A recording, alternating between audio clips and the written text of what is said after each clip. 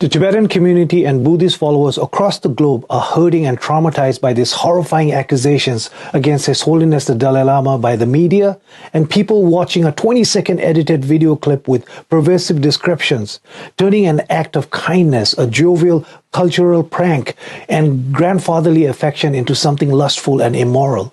Child abuse and neglect are serious global problems as many children suffer serious abuse at the hands of powerful people and religious institutes.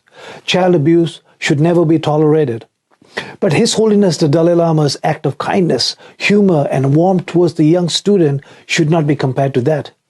His Holiness the Dalai Lama, a Tibetan Buddhist monk, has been in the eyes of the world since birth for 87 years, living a pure monastic life of celibacy, preaching and practicing compassion, nonviolence, and harmony.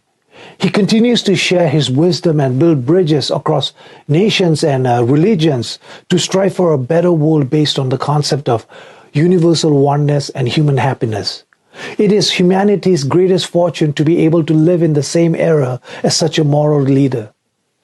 Many people watching that viral video weren't aware, as the video was edited as such, that the boy's mother was literally at arm's reach away and watching the entire interaction between His Holiness and her son, and that there were 120 people, students, and other dignitaries in this globally live telecast event that happened over 7 weeks ago.